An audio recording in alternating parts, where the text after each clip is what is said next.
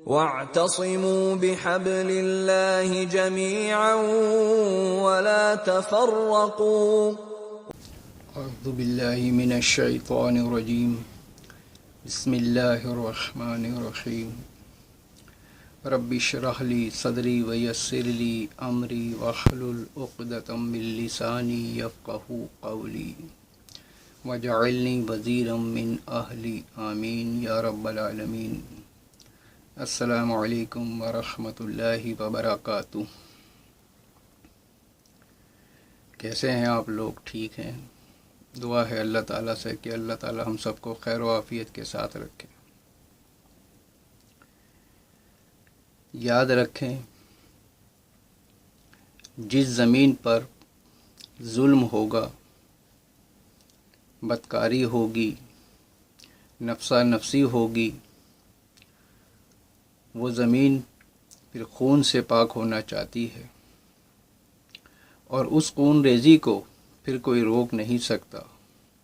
یہ nature of law ہے، یہ فطرت کا قانون ہے. یہ کسی عدالت کا فیصلہ نہیں ہے، بلکہ یہ قانون فطرت ہے. دو ہی قانون ہیں یہاں قدرت کے، ایک فطرت کا اور ایک شریعت کا. شریعت میں رحم ہے، لیکن فطرت میں رحم نہیں ہے. اس دنیا میں جیسا کرو گے ویسا بھرو گے. باپ کو گالیاں دو گے تو بیٹا تمہیں بھی گالیاں دے گا. یہ فطرت کا قانون ہے. ماں کو اگر گھر سے نکالو گے تو انشاءاللہ بڑا بیٹا تمہیں بھی گھر سے نکالے گا، کیونکہ فطرت میں رحم نہیں ہے.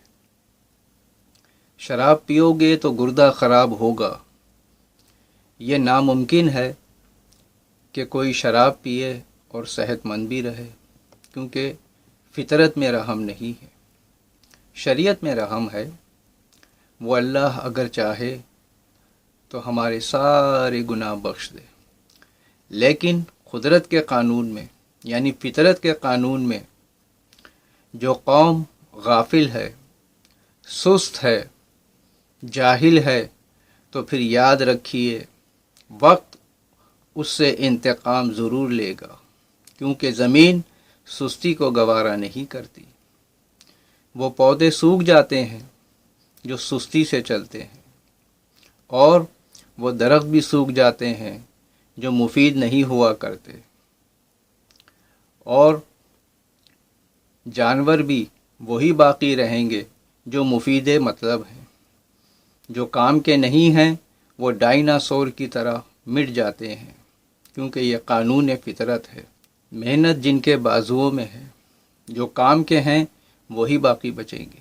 محنت جن کے بازوؤں میں ہوگی وہی بچیں گے، وہی جئیں گے.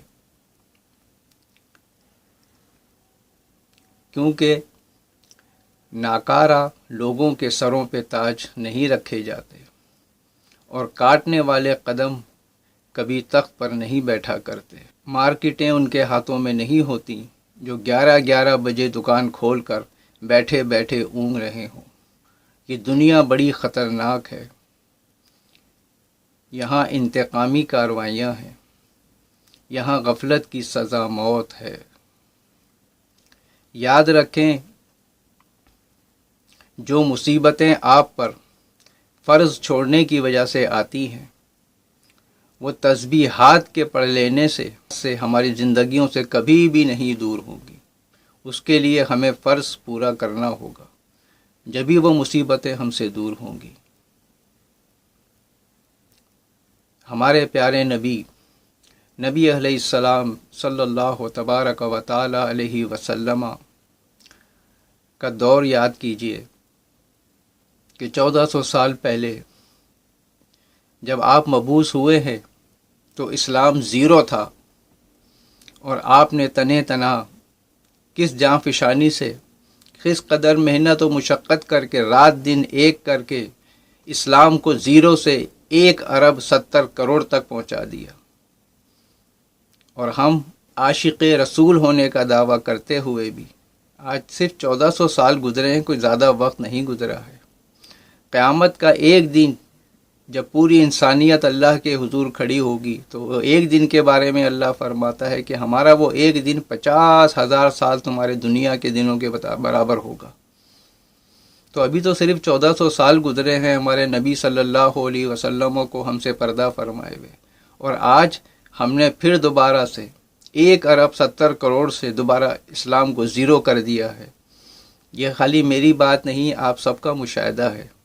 آپ سب اس دنیا میں زندگی گزار رہے ہیں۔ آپ اپنے اپنا محاسبہ خود کیجئے، اپنے اپنے گھروں کا جائزہ خود لیجئے۔ اسی لیے میں بار بار یہ کہا کرتا ہوں اپنے ہر جاننے والے سے، اپنے تمام دوست احباب سے، اپنے گھر میں بھی اپنے بال بچوں کو، اپنے رشتہ داروں کو، کہ خدا کے لیے جاگ جائیے، غفلت کی نیند سے بیدار ہو جائیے، دوبارہ سے سیرت النبی صلی اللہ تبارک و تعالی علیہ وسلم پڑھنا شروع کریں۔ مختصر سی سیرت النبی جو کسی بھی ایک رائٹر کی لکھی ہوئی اس کی پڑھیں، ایک دفعہ پوری سیرت النبی ختم کریں، اور اپنا یہ معمول بنائیں کہ ہر مہینے میں ایک مرتبہ، ایک ہفتے کے اندر، ہر مہینے میں ایک ہفتے میں یا ایک مہینے کے اندر آہستہ آہستہ پڑھتے ہوئے سیرت النبی پڑھیں، تاکہ آپ کو پتہ چلے کہ ہمارے نبی صلی اللہ علیہ وسلم پر کیا گزر رہی تھی، کیسے حالات تھے، کہ ہم آج جو ہے نرم و گرم بستر پر آرام سے نیند، چین کی نیند سوتے ہیں، اور اپنی ہر ضرورت کی چیز پوری کرنے کے لیے صبح و شام لگے رہتے ہیں جانوروں کی طرح، محنت محنت محنت، اپنے آپ کو ہم نے مشین بنا کے رکھ دیا ہے۔